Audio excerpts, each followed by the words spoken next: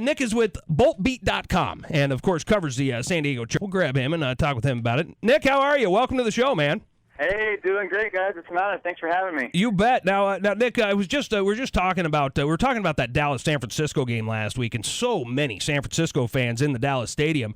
Do you have any word on if there's going to be a fair amount of 12s making the way to San Diego this weekend? Absolutely. I guess, actually, I was flying back home from Seattle. Right. And as I was passing the San Diego gates in the Seattle airport, there were numerous Seahawks fans making their way down to the America's finest city. So I would definitely expect there to be a good representation of Seahawks Nation down there in San Diego tonight at Qualcomm Stadium. Okay, Sunday night. And it is still Qualcomm Stadium. That was the other thing I was wondering, is if it's still Qualcomm Stadium. It is still Qualcomm Stadium. Now, I know that by way of your wife, you've got a connection to Seattle at this point. So did you get a good dose of the 12s when you were up here in the Northwest?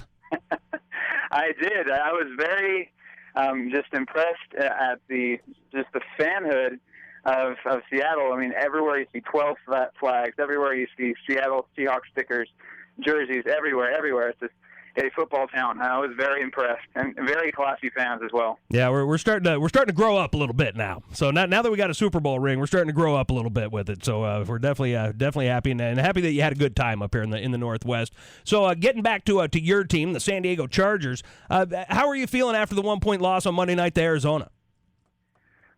I guess the words I could use was gut-wrenching, frustrating, possibly.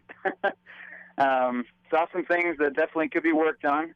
Saw some good things as well, but our defense played better than some people thought. But at the same token, we made several mistakes that really cost us the ball game. It was a frustrating game, but hopefully we can learn from it. Well, and then moving forward into this week, how big of a deal? I know it's a big deal, but how big of a deal is it going to be to have Hardwick missing from center on that offensive line going to the IR for San Diego this week?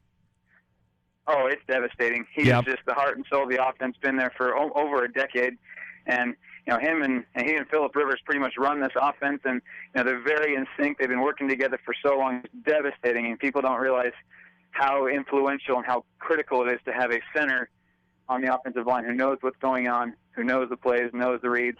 It's devastating. That's going to be a tough loss, tough pill to swallow for sure. Now with the Seahawk fan, we saw this last week with Green Bay in the same situation where they had to start a rookie center since their veteran guy had gone down. Who's going to be starting for Hardwick this weekend?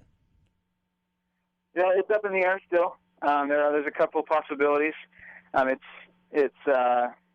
haven't. I'm not sure if they've named. Mm-hmm. But yeah, it's definitely going to be someone who hasn't seen a lot of action. It's still kind of up in the air still. Now it's just going to be a work in progress with the whole offensive line, really. Now, is DJ Fluker? Is he good to go this weekend? From what I know, yes, he is good to go. I haven't seen anything as far as him being out for this game. It looks like as of now he's good to go. So tell me what's being talked about down in San Diego as far as Phillip Rivers and this offense and what they're looking like here early in the season, and what do you feel like they've got to do against this Seattle defense to get some traction on Sunday? Well, really, I think the main thing I gathered from watching the Seahawks and the Packers game is the Packers played the game not to lose. They didn't play to win. They played not to lose, and that's really, I think, what did the undoing for the Packers. And I think if the Chargers worry about playing aggressively, playing to win, mm-hmm. Challenging the defense of the Seahawks.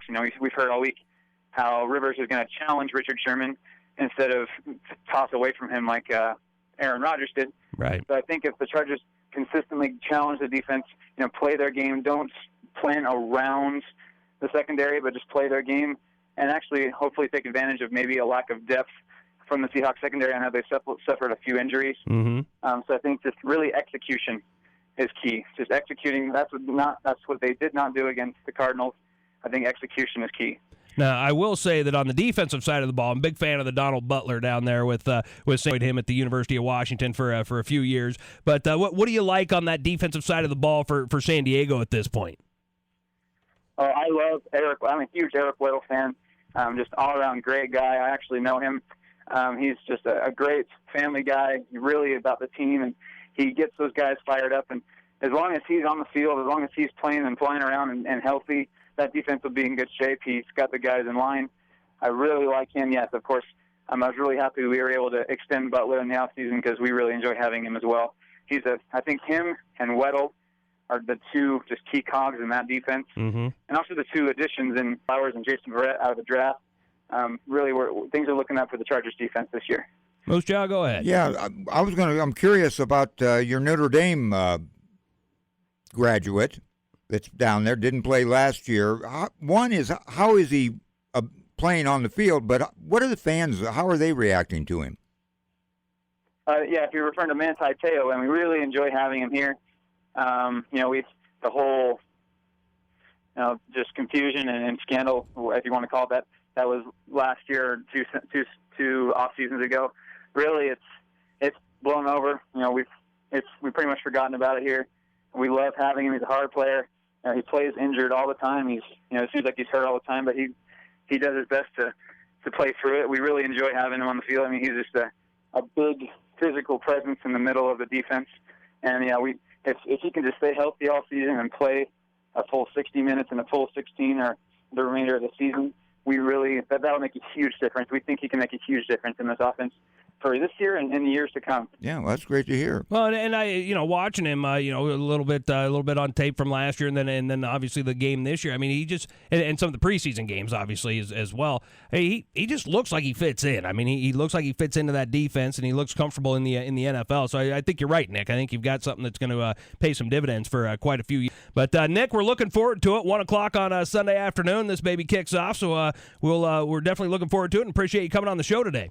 Hey, thank you so much, guys. It was an honor, and we're looking forward to a hard-fought football game on Sunday. Thanks a lot. All right, man. There goes Nick Lee from BoltBeat.com.